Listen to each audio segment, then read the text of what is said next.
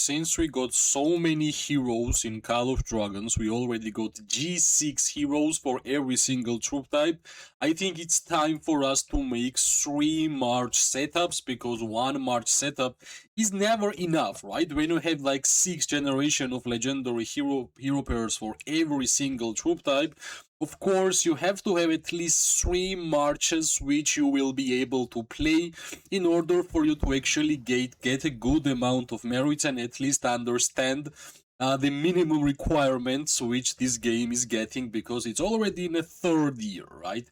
So today we're gonna speak about Archer best 3 March setup, and of course there might be some new faces, some old faces, and of course I will give you one replacement if you don't have maybe 1 March for yourself, right? But I believe if you're gonna have these 3 Archer March in your lineup, you are for sure getting a lot of merits. You will be useful in behemoth fights, and in general every single gameplay and game mode you will be pretty successful, because these ones will be the strongest 3 Archer hero pairs currently in the game. And you can see I already got Kolk and Milra, right? So yeah, of course I won't gonna say like top 1 is 1 March or top 2. Every single one of them is important for the lineup. Like some of them might be tanky a little bit, some of them might be full damage, AoE damage, but they all have to be in your 3 March. So basically the first March which we have to speak, which should be in your top 3 best March, is still, I believe, Magrat and Zaida, right? This is the first, in general, first best merit printer hero pair for the Archers. Like since the game came out, they were first ones when people actually gave some attention towards Archers. Before we were super weak.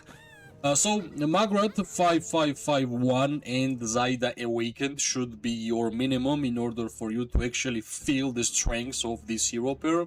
Of course, it's not the best damage dealing hero pair. You won't gonna deal super high amount of damage, but you're gonna be one of the most tanky in terms of HP. You are going to heal a lot, and by healing a lot you will be able to stay alive longer in the open field, and not only you will have much more time to understand how to play with Archers, but also healing also gives you merits. It's pretty nice semi-tank. You can sometimes tank with Magrat and Zaida against 1 infantry march.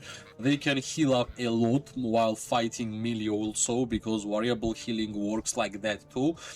So yeah, not the highest damage dealing hero pair for the Archers, the first one, but one of the more survivable hero pair, which should be in your lineup for sure, right? Even if you don't like Magrat and Zaida, even if you don't like healing, I believe you should still put them together, because they will give you a lot of merits, and they also have quite good artifacts and warpets, and also some nice march speed, which means they will be never annoying in open field, right? Low march speed Archer hero pairs are pretty annoying when fighting with 3 March. So basically that's the whole idea regarding Magrat and Zaida. Also, of course, we have artifact here, which is Gilded Crossbow. Still, I believe, one of the great artifacts for the Archer gameplay, because of this enemy HP bypass, which is an amazing additional effect. But also because of this march speed bonus 50%, like I can't even tell you how many times this 50% march speed actually saved my march, or even helped me to catch somebody else who were running away. So Gilded Crossbow should be your primary choice, the best artifact for Magrat and Zaida gameplay. In terms of Warped, you have a couple of choices, and the number one choice is for sure Shadow Manticore. Gives you some healing, some damage. That's what you actually have on Magrat and Zaida, some healing, some damage. Not super amazing healing, not super amazing damage, but both of them on average. So Shadow Manticore should be your primary choice in terms of Warped. That's like a more expensive Warped for the Magrat and Zaida. If you don't want to invest in Magrat and Zaida's Warped, because I can actually understand already, because we have already like G4, G5, G6 archers and Warpeds, then you can go for more cheap version. You can go for Sand Lizards, but you have to remember that you won't gonna have damage from your Warped. You're gonna have only healing, and it will have effect in terms of merits, right? That's why still Shadow Manticore should be the primary choice for the Warped for Magrat and Zaida. And yeah, I believe you have to have Advanced Chain Strike. The variable healing from this Warped skill also has a pretty nice synergy with Magrat's variable healing. So yeah, there is some nice synergies with the Shadow Manticore and Magrat and Zaida. And I believe this is the full build, which should be at least one March in your 3 March setup for the Archer gameplay. And yeah, not the super expensive one, because you can have 5-5-5-1 Magrat, and you can basically play the hero pair fully. But yeah, of course, Awakening her gives extra 50% normal attack damage, which is not a lot, but which is also not a low amount.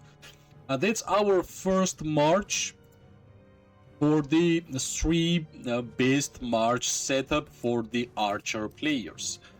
The second March, which we have to speak, is really crucial, because since we had Magrat and Zaida as the first March, we have to have something which is going to deal huge amount of damage, right?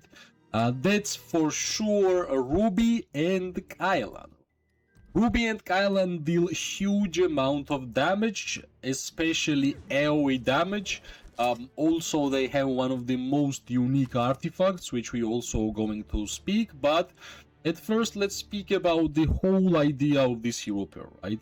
They deal huge amount of normal attack damage, and they can deal also huge amount of skill damage AoE, especially Ruby, right? Because the Wale which Ruby has and Scattering Sparks, this is the skill which can touch 3 legions at the same time.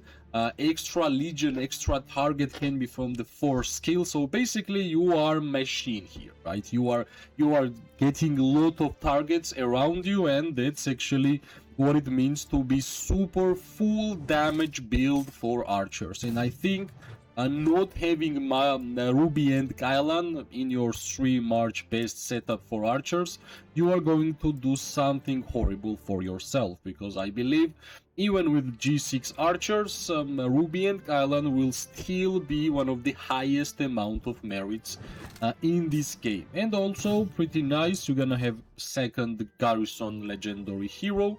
And of course, Ruby have to be awakened, that's for sure. Kylan, like a same style as Magrat, 5-5-5-1 can be nice, but awakening Kylan is much better than awakening Magrat for sure. Not only you are getting 3 stacks, but 50% more damage, which is really good. But yeah, for sure, Ruby should be awakened. And yeah, from this hero pair, you won't gonna have a lot of tankiness, lot of survivability, but you are going to have huge amount of damage, that's for sure. The best artifact which you're gonna equip for Ruby and Kylan is Roaring Rager, one of the most unique artifacts in the game, which I already mentioned. And what's the most unique thing? Basically, whenever Ruby is using Wally, which is the first skill, every single time it reduces the cooldown of the skill of Roaring Rager, which means Roaring Rager's skill can be used twice, when every single other artifact skill will be used once. That's the most unique feature which we have in terms of artifacts for Roaring Rager, which makes this hero pair so strong also. Yeah, Roaring Rager, just number 1 choice. Get it, make it level 5, will be super good. For the Warpeds, we have Wind Whistle, the really nice Warped. I'm not gonna say deals huge amount of damage, but it basically does everything here and there, like a lot of healing, a lot of damage, which is great. Not OP section, but a lot of healing and a lot of damage is what we always need and want on archers. The good thing about Wind Whistle, you don't even have to have third Northwind skill. Like Simple Tooth of the Claw will do its job, which means you are saving like 4 Yggdrasil embers, Yggdrasil crystals, which is really nice. And yeah, don't forget to have Advanced Chain Strike, because even Wind Whistle heals a lot, because Ruby and Kylan can deal damage to so many opponents so easily. And yeah, like always, Chain Strike synergy. I believe this is the #1 choice for Ruby and Kylan. But yet again, you can always go for Sand Lizard, which is going to give you only heals. That's basically our second march from the 3 best archer march setup. First one was average damage, average healing. Now we got Ruby and Kylan full damage, average healing. That was necessary, right? And yeah, I believe these two you have to have as an archer player, as an archer main. You have to have Magrat and Zaida and Ruby and Kylan for sure. Now the last hero pair, the third march in our 3 best march setup, is of course Kolk and Milra. This is the meta archer hero pair currently in the game. Let me explain you why. Basically, Kolk has same amount of AoE damage, almost same amount of AoE damage as Ruby. Milra has even more variable healing than Magrat. So basically, they took 2 best things about other legendary archer hero pairs and put it in 1 hero pair. Basically, this is the 4 heroes. This is Ruby and Kylan, the Kolk, and Magrat and Zaida is Milra. You are going to deal a lot of damage, plus you are going to have a lot of healing. So basically, it's getting to the point where you can easily say it's getting to be maybe a OP in some situations, right? For sure, you are going to get a lot of merits with Kolk and Milra. You will be a lot more tanky than Magrat and Zaida, than Ruby and Kylan, because Magrat and Zaida only have 5% variable healing. Milra has 10% variable healing, and Kolk deals more damage than Ruby. And also Kolk is same style, average damage dealer, which is super good. So if you have questions regarding G6 archers, trust me, they are good. They will be strong. You will see the amount of merits people will start making. You can see I already started building my Kolk. 5-2-3-3. Maybe soon I hope I will unlock Milra by myself. But at first I believe we have to awaken Kolk, right? PvP heroes must be awakened for sure. So the artifact, Unending Hatred. Simple as that. Yet again, one more unique and different artifact for archers, because not only it has 5.6k damage, but also you are able to root your enemies. Have you seen something like that for archers? Like threshold 10%, you're gonna root, you're gonna deal 5.6k damage. Yeah, only thing is that it's a single target ability. That's the only bad thing about the Cyclone of Despair. Other than that, yeah, uniqueness, more piercing damage, 5.6k skill damage factor. That looks strong. Not OP, but strong, right? Because we all know we want AoE damage from the artifacts, that's for sure. For the Warpex, this one I believe will be really good. AoE damage, healing, scale damage, whatever you want, you are going to get from the Toxisor, right? This is the must-have Warped for the G6 archers, and you can see I already started building mine, right? The things this corrosion actually does in open field PvP is super amazing. Intense corrosion, basically additional consuming putrefaction by additional 1.5-2.6%, and also there is a multipliers here which is super good. Basically, it's kind of poison with a lot of stacks, plus AoE damage, stacks for healing, perfectly suitable for the variable healing from Milra and Gold gameplay. This will be the main warped for the G6 archers, which is truly good. So yeah, that's our 3 best March setup for the archers. But if you don't have, for example, Magrat and Zaida, because I would not recommend to replace Ruby and Kailan or Olk and Milra. Only hero pair which you can actually replace here is Magrat and Zaida. You can replace Magrat and Zaida with Falgrim and Sibyl only if you have Awakened Falgrim and if you have 5155 Sibyl. This is the hero pair which actually amazed me after the updates on Sibyl. This third and fourth skill is super good. Plus Falgrim can actually deal quite a good AoE damage also. This is the hero pair which you can actually replace Magrat and Zaida, and you won't gonna have too high of the difference in terms of merits, and this Falgrim and Sibyl also will give you huge amount of merits, right? This is more offensive gameplay than Magrat and Zaida. For this hero pair, you are going to have Iron Tusk for sure. That's the Iron Tusk. Because the bouncing bolt ability only have on the Falgrim, so that's the exclusive artifact. High skill damage, more damage, but we like that we can deal damage to 3 nearby legions, 5 nearby legions, which is good. And also, Bard Manticore is the warped. For this hero pair, you can easily use Snowpeak Rogue, but Bard Manticore is better because you're gonna have extra 50 rage for these marches, right? Also, in the end of the video, I wanted to share the talent trees for these marches, right? So, talent tree for Magrat looks like this.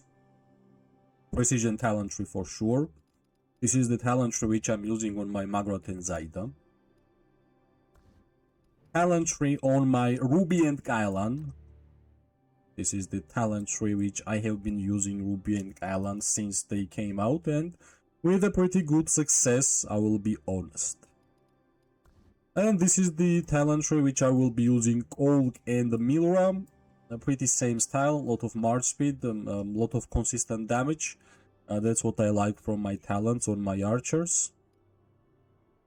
And this is the talent tree for my Falgrim and Sibyl hero pair, which was the replacement for our third best march in the game.